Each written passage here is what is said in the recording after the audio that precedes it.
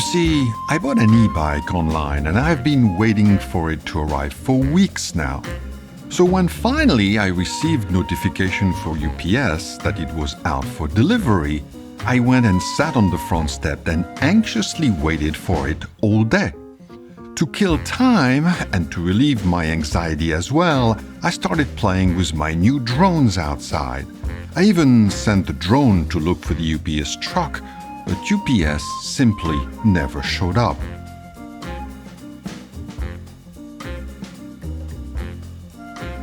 So the delivery was rescheduled to between 1:30 and 4:30 p.m. the following day, meaning today, but 4:30 p.m. has come and gone and still no UPS.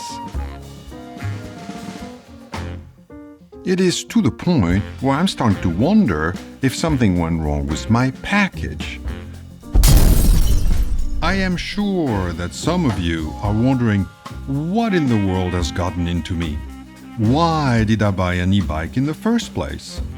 Am I giving up on the old vintage bike thing? Not at all. You see, I like everything about bike. I like modern bikes, I like vintage bikes, and I even like e-bikes. But I am not getting younger, and now that I'm in my 60s, I simply do not have the stamina nor the legs that I used to. Yet, I find it very difficult to change my riding style and take it easy. I have a really bad habit of always wanting to ride hard. If I'm going up a hill, for example, I can't resist. I am going to attack it. As a result, I have a tendency to overtrain or override, whatever you want to call it. And since it is now taking me much longer to recover, I end up riding a lot less than I used to, which makes it impossible for me to stay in shape. A real downward spiral. So I figured that an e-bike was the perfect solution to my dilemma. It will, 1, prevent me from killing myself on every ride like an idiot, and 2, it will allow me to increase my training and therefore maintain a more consistent and sustainable fitness level.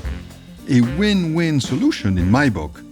My plan right now is to ride my e-bike about 60 to 70% of the time, so I can then be in shape and ready for a fun ride with my other bikes. We will see how it goes, but right now, that is my plan. But for that, I need to get my e-bike first. I am starting to feel sleepy.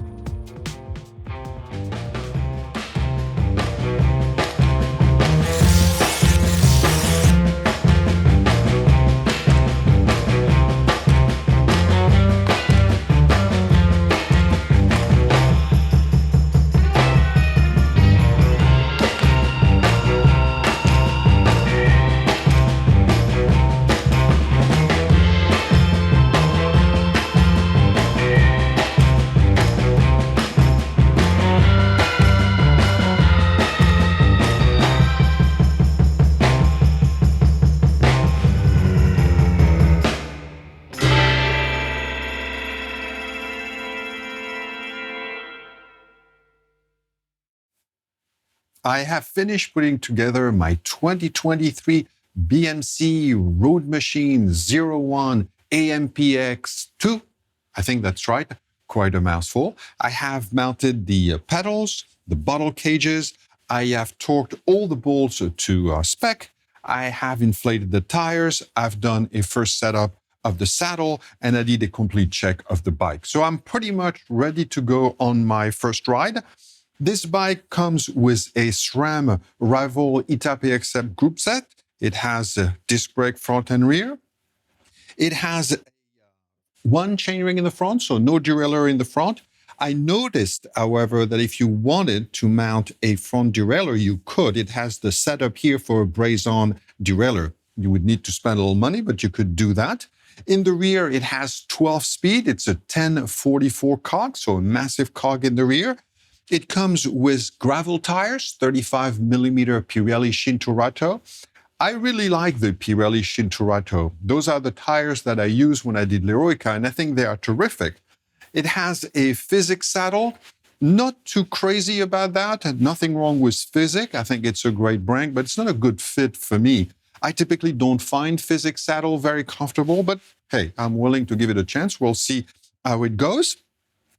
My first impression, I really like this bike. I like the look of it. I like the feel of it. I really like the build quality. And one thing also, which I really like, is that it does not look like an e-bike. I think it looked just like a regular road bike.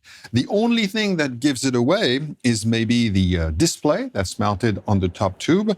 And also, for those who know about e-bike, the charging port that's right on top of the bottom bracket.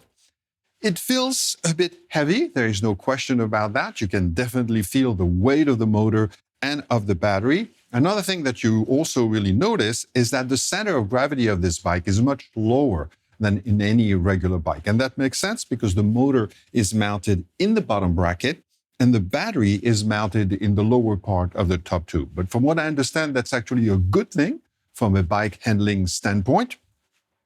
And so I'm unfortunately not going to be able to take it on a ride today. It's a bit cold. The weather is supposed to warm up quite a bit tomorrow, so I'm going to wait until then so I can really enjoy my first ride. This is not only going to be my first ride on this bike, but it's going to be my first ride on an e-bike. So I'm very anxious, very excited, looking forward to it.